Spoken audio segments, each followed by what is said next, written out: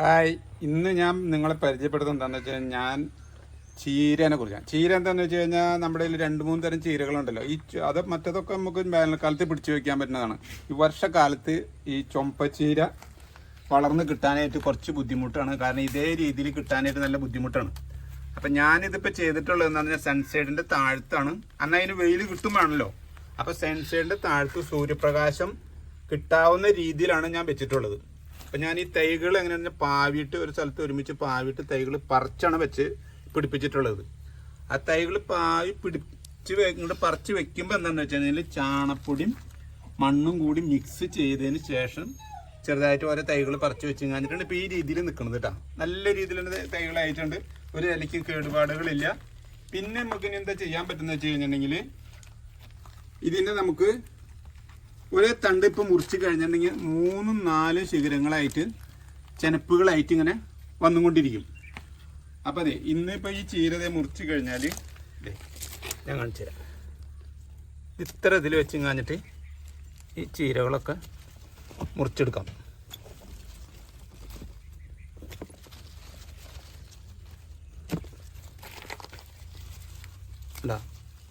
അപ്പം ചീര ഇത് വേനൽക്കാലത്ത് നനച്ചു കൊടുത്തു കഴിഞ്ഞാൽ നല്ല ഉഷാറായിട്ട് ഉണ്ടാവുന്ന സാധനമാണ്. പക്ഷേ ഇത് വർഷക്കാലം ആയതിൻ്റെ പേരിലാണ് ഞാനിപ്പോൾ ഇത് ഇങ്ങനെ ചെയ്യുന്നത്. അല്ലെങ്കിൽ സുഖമായിട്ട് ചെയ്യേണ്ടതാണ്. അത്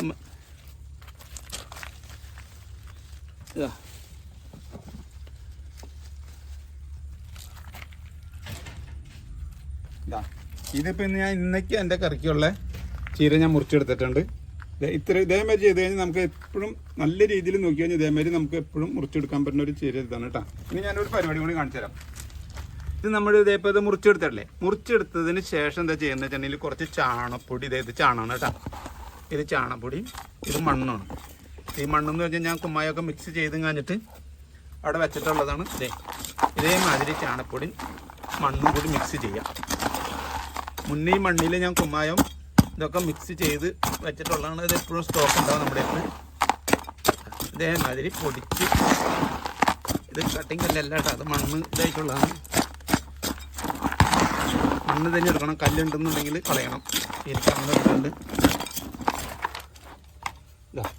എന്നിട്ട് നമ്മൾ ഇതിൻ്റെ കടക്കത് ഇങ്ങനെയാണ് ഇട്ട് കൊടുക്കുക.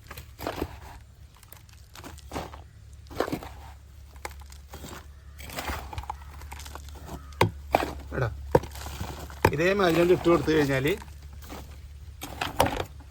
പിന്നെ വരുന്ന ഇത് ഇതിനേക്കാളും നല്ല രീതിയിൽ തന്നെ നമുക്ക് കിട്ടും. ഇപ്പം ഈ ഒരു ഇത്ര കടമെന്ന് കിട്ടിയതിൻ്റെ ഡബിള് ചീര നമുക്ക് ഒരാഴ്ച കഴിയുമ്പോൾ കിട്ടും. ഇതാ എടാ,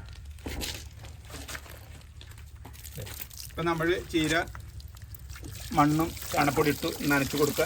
വെള്ളം എന്തായാലും ചീരയ്ക്ക് ആവശ്യമില്ല, നനച്ച് കൊടുത്തു. ഇനി നമുക്കിത് ഒരു ചെനപ്പുകൾ ഇതിൻ്റെ അവിടെ നിന്ന് ഇവിടെ നിന്നൊക്കെ പൊട്ടി തുടരും. അത് ഞാൻ കാണിച്ചു തരാം കേട്ടോ.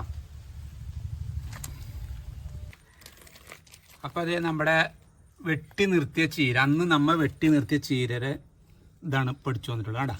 ഞാൻ പറഞ്ഞില്ലേ 2 ഇതളായിട്ട് ഇതിമ വന്നിട്ടുണ്ട്. ഇതിമതേ 2-3 വന്നിട്ടുണ്ട്. അപ്പോൾ പല ഇതിലായിട്ട് നമുക്കിതിങ്ങനെ ലാഭകരമായിട്ട് ചീര കൃഷി ചെയ്യാൻ പറ്റും. അതാണ് ഞാൻ പറഞ്ഞത്. പറിച്ചെടുക്കായിരുന്നുണ്ടെങ്കിൽ അന്നത്തോടുകൂടി നമ്മുടെ ഈ പരിപാടി കഴിയും. ഇനി പിന്നെ നമ്മൾക്ക് എന്താണെന്ന് വെച്ചിട്ടുണ്ടെങ്കിൽ ചീരയുടെ തണ്ട് മൂക്കാൻ നിർത്തണ്ട. മൂത്ത് കഴിഞ്ഞാലാണ് അതിന് വളർച്ചയ്ക്ക് ബാധിക്കുക.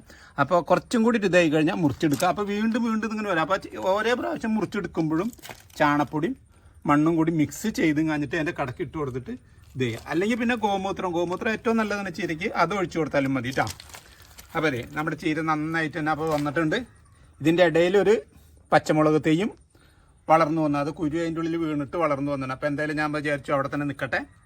അപ്പോൾ നമുക്ക് ഈ ചീര ഇത് കഴിയുമ്പോഴേക്കും പച്ചമുളക് റെഡി ആയിട്ട് കിട്ടും. അപ്പോൾ അതവിടെ നിന്നോട്ടെ, കുഴപ്പമില്ല. അപ്പോൾ ഇങ്ങനെയാണ്. അപ്പോൾ ഏത് ടൈമിലും നമുക്ക് മഴക്കാലമായാലും വേനൽക്കാലമായാലും നമുക്ക് ഏത് സമയത്തും, അതായത് ഏത് സമയത്ത് നമുക്ക് ചീര വേണം ആ സമയത്തൊക്കെ നമുക്ക് ചീര കൃഷി ചെയ്യാവുന്നതാണ്. ചുമപ്പച്ചീര കേട്ടോ. അപ്പോൾ അതെ, ഇത് എല്ലാം നല്ല രീതിയിൽ തന്നെ വന്നിട്ടുണ്ട്. അപ്പം മഴക്കാലത്ത് നമ്മൾ ചെയ്യുമ്പോൾ മാത്രം നമ്മൾ കൂടുതൽ വെള്ളം ഇതിന് തട്ടാണ്ടിരിക്കാതെ നാശമായി പോകാൻ സാധ്യതയുണ്ട്. അപ്പോൾ അതിൻ്റെ പേരിലാണ് ഞാൻ ഈ സൺസൈഡിൻ്റെ താഴത്ത് വെച്ചിരിക്കുന്നത്. അപ്പോൾ ഇല്ലാന്നുണ്ടെങ്കിൽ ഒരു ഷീറ്റ് ഇട്ടിട്ടുണ്ടെങ്കിൽ അപ്പോൾ വെയിൽ കിട്ടും വേണം. അതാണ് അതിൻ്റെ പ്രത്യേകത. വെയിലും കിട്ടണം, എന്നാൽ മഴക്കാലത്ത് വയ്ക്കുമ്പോൾ ഇതാവാനും പാടില്ല. അപ്പോൾ അല്ലെങ്കിൽ വർഷക്കാലത്താണെങ്കിൽ പിന്നെ കുഴപ്പമില്ല, എപ്പോഴായാലും ചെയ്തിട്ട് കിട്ടും. അല്ല വേനൽക്കാലമാണെങ്കിൽ പിന്നെ കുഴപ്പമില്ല, എങ്ങനെയാലും ഉണ്ടായി കിട്ടും. ഇതാ നല്ല വെള്ളവും വേണം, വെയിലും വേണം, നല്ലതും വേണം. അപ്പം മഴക്കാലത്ത് ഉണ്ടാവാൻ വേണ്ടിയിട്ടാണ് ഞാൻ ഈ സൺസൈഡിൻ്റെ അടിയിൽ വെച്ച് കാഞ്ഞിട്ട് ചെയ്തത് കേട്ടോ. അതാണ് നിങ്ങളെ ഞാൻ കാണിച്ചു തന്നത്. ഇപ്പോൾ നല്ല രീതിയിൽ തന്നെ ഇലകളൊക്കെ ഉണ്ടായിട്ടുണ്ട്, കിണപ്പൊക്കെ പൊട്ടി കാഞ്ഞിട്ട്.